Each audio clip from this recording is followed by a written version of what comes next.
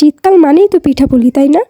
আর শীত আসতে না আসতে আমিই বানিয়ে ফেললাম আজকে পাটিসাপটা পিঠা। তো চলেন দেখে আসি এবারের শীতের প্রথম পাটিসাপটা পিঠা আমি কীভাবে বানিয়েছি।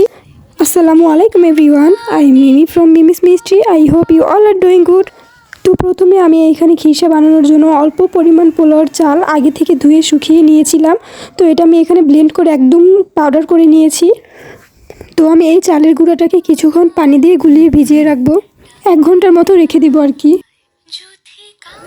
তো আমি এখানে খিরসা তৈরি করার জন্য 2 লিটার পরিমাণ দুধ জাল করে নিয়েছি, আর যে পোলাওর চালের গুঁড়োটাকে ভিজিয়ে রেখেছিলাম সেটা আমি এখানে মিক্স করে দিচ্ছি, আর পরিমাণ মতো চিনি দিয়ে দিচ্ছি। আর এই খিরসাটাকে কিছুক্ষণ পর পর এসে নাড়তে হবে, তা না হলে নিচে পোড়া লেগে যাবে, কারণ যেহেতু এটা আস্তে আস্তে ঘন হয়ে যাবে। এই যে দেখছেন অনেকটা ঘন হয়ে গিয়েছে, তো এটা আমি একটু পর পর এসে নেড়ে দিচ্ছিলাম। তো প্রায় অনেকটা যখন ঘন হয়ে যাবে তখন আমি এখানে 1/2 কাপ পরিমাণ গুঁড়া দুধ পানিতে গুলিয়ে তো এই খিরসার ভিতরে দিয়ে দিব। এতে করে খিরসাটা আরও অনেক মজা হয় গুঁড়া দুধ দেওয়ার পরে।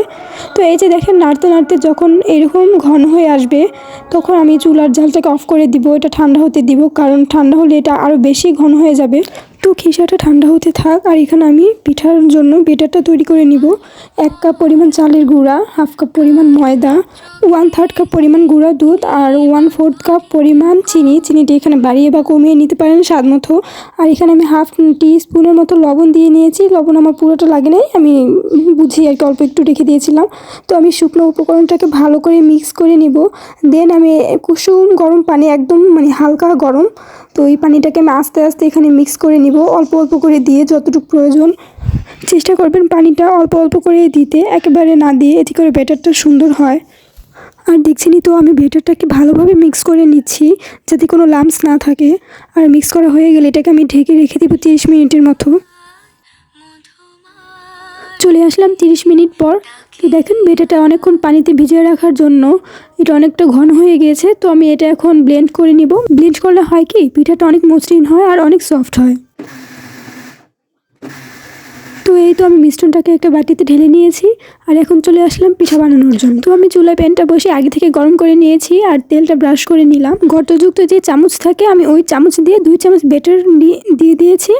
আমি একটু বড় করে বানাতে যাচ্ছি, আপনারা চাইলে আর একটু ছোট বা একটু পাতলা করে বানাতে পারেন। আর আমি এখানে ব্যাটারটা দিয়ে সাথে সাথে হাতলটা ধরে প্যানটা এভাবে ঘুরিয়ে দিয়েছি যাতে সব জায়গায় সমানভাবে ছড়িয়ে যায়। আর আমি যখন ব্যাটারটা দিয়েছিলাম চুলার আঁচটা একদম কমিয়ে রেখেছিলাম, এতে করে পিঠার বাহিরের অংশটা একদম মসৃণ হবে। চুলার আঁচটা যদি বাড়ানো থাকে তাহলে কিন্তু উপরের অংশটা মসৃণ হবে না, জালি জালি হবে, সেদিকে খেয়াল করতে হবে। যখন রুটির উপরের অংশটা ভেজা ভাবটা চলে যাবে তখন এই এক অংশ থেকে খিরসাটা দিয়ে দিতে হবে, এবং খুব সাবধানে এটা ফোল্ড করে নিতে হবে। খুব আলতো হাতে ফোল্ড করে নেওয়ার পর আমি এভাবে কিছুক্ষণ উল্টে পাল্টে অপেক্ষা করব 1 মিনিটের মতো। এইবার চুলা থেকে নামিয়ে পরিবেশন করার পালা। আর দেখেই নিশ্চয়ই বুঝতে পেরেছেন পিঠাটা কত সফট, আর সেই সাথে এটার স্কিনটা একদম মসৃণ, ছিদ্রহীন। আর এটা খেতেও কিন্তু অসম্ভব মজা, ভীষণ ইয়ামি। আপনারাও চাইলে এটা ট্রাই করে দেখতে পারেন। আশা করছি অনেক ভালো লাগবে। আজকে এখানেই বিদায় নিব। সবাই ভালো থাকবেন, আল্লাহ হাফেজ। আর ভিডিওটি ভালো লাগলে অবশ্যই লাইক, কমেন্ট এবং শেয়ার করে দিবেন প্লিজ।